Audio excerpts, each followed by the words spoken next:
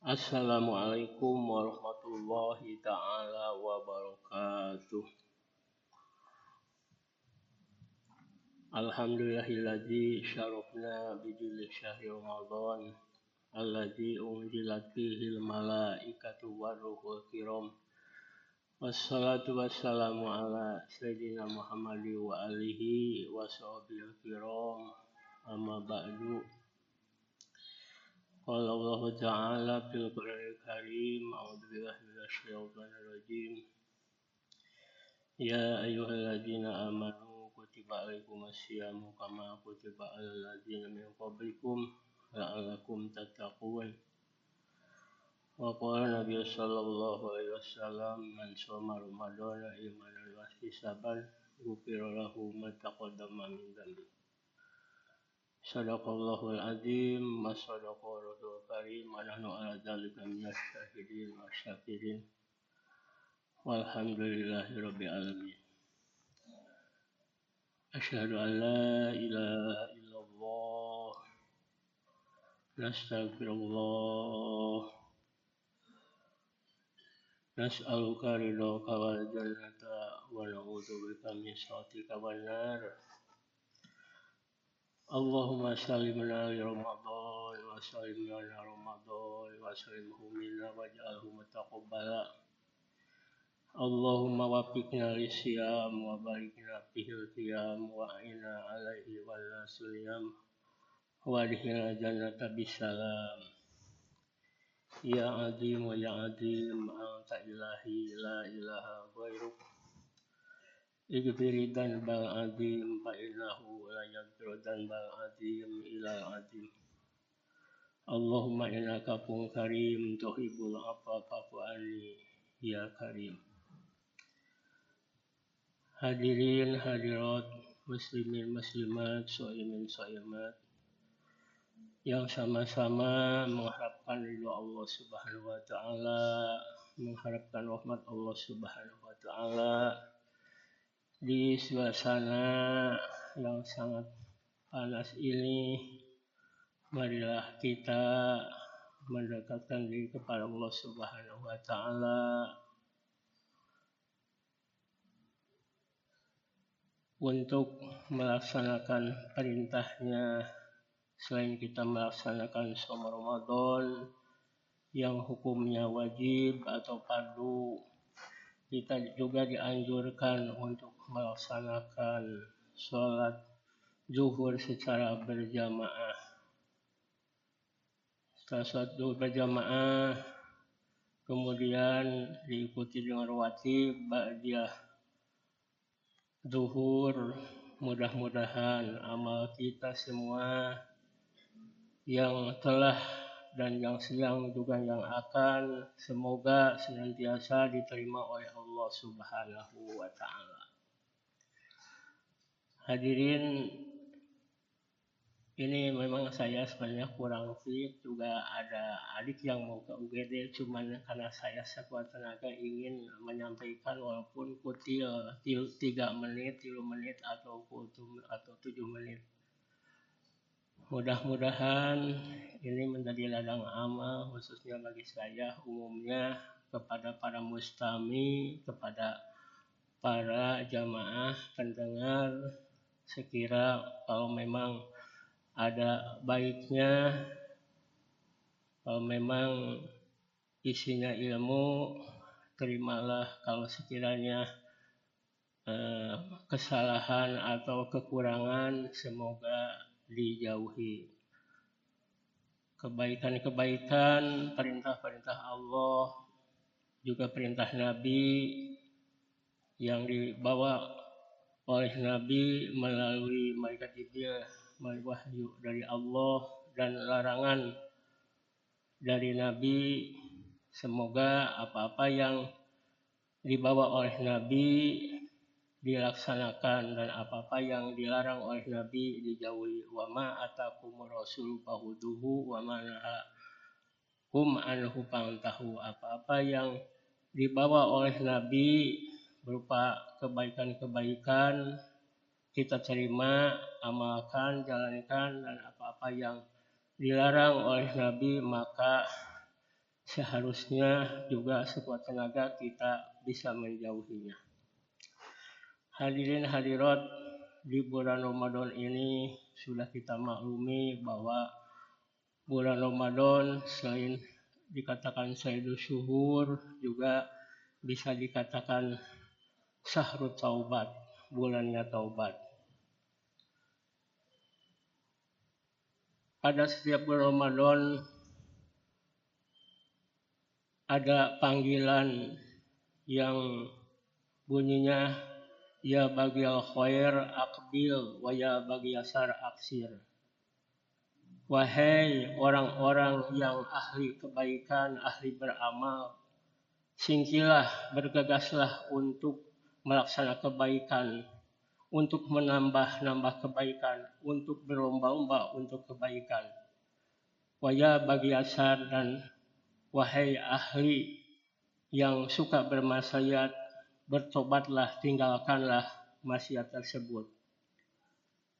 Hadirin rahimakumullah, maka kita punya besar harapan roja kepada Allah bahwa jangankan tobat di luar Ramadan, jangankan tobat di dalam bulan Ramadan, tobat di luar Ramadan pun Allah menerimanya, apalagi bertobat di bulan Ramadan.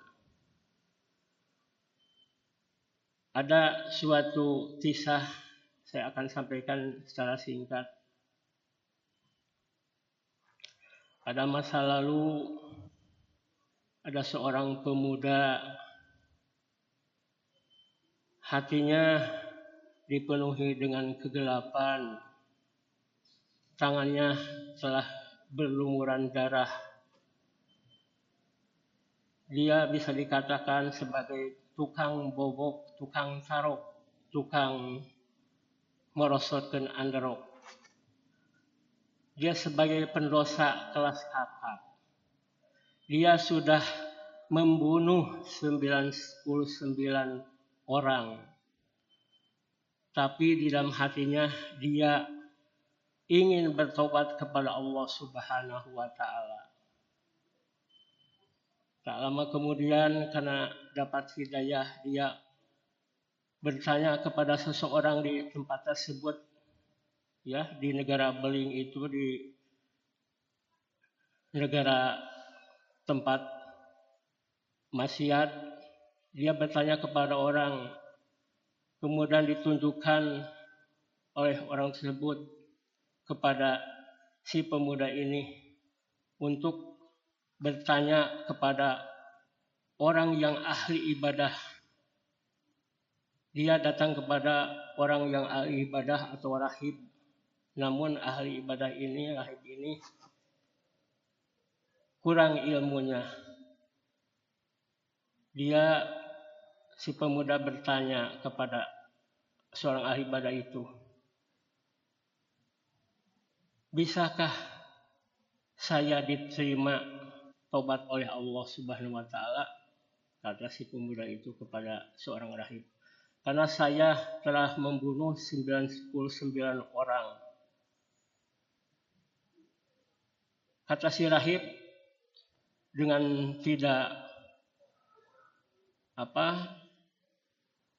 dipikir panjang, langsung menjawab, dia tidak akan diterima tobatnya oleh Allah Subhanahu wa Ta'ala.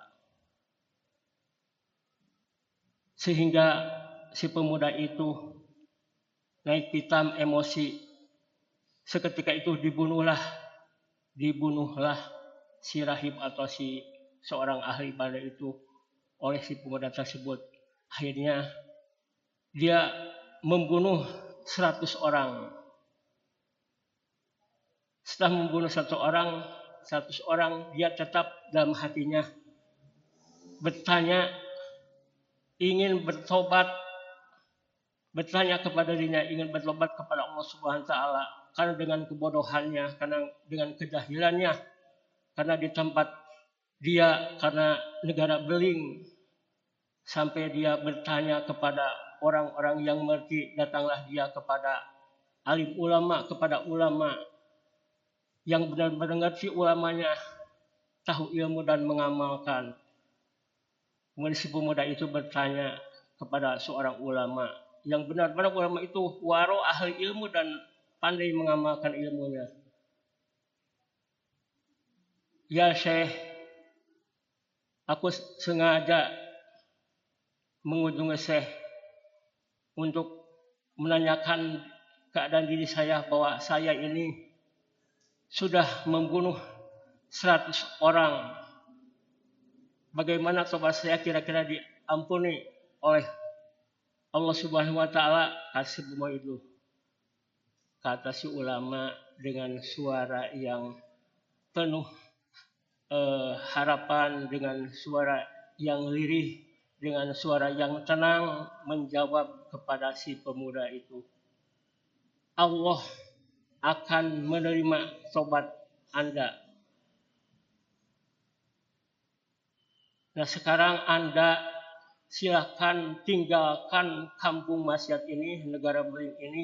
Silakan Anda pergi hijrah ke tempat orang-orang soleh. Di sana banyak para alim ulama, banyak para solihin. Di sana negeri orang-orang yang soleh. Tak lama kemudian dia pergi meninggalkan kampung maksiat negara beling yang sudah membunuh dengan 100 orang.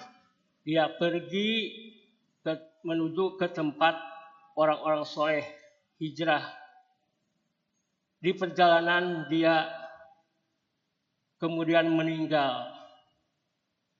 Maka saat itu turunlah para malaikat rahmat dan para malaikat azab. Dia berselisih. Kata malaikat azab, ini ahli neraka. Karena dia telah membunuh 100 orang. Kata malaikat rahmat, dia ahli surga karena sudah mendapatkan rahmatnya Allah Subhanahu wa taala. Karena berselisih antara rahmat menuju ke surga dan azab menuju dan ke neraka, akhirnya Allah perintahkan, silakan ukur jarak dari tempat maksiat ke tempat dia akan bertobat. Pas diukur ternyata jaraknya lebih dekat kepada tempat bertobat. Akhirnya Allah memutuskan dengan rahmatnya, dia mati bukan dalam keadaan sebagai pembunuh 100 orang, tapi dia mati dalam keadaan rahmatnya Allah Subhanahu wa taala, pengampunannya Allah Subhanahu wa taala.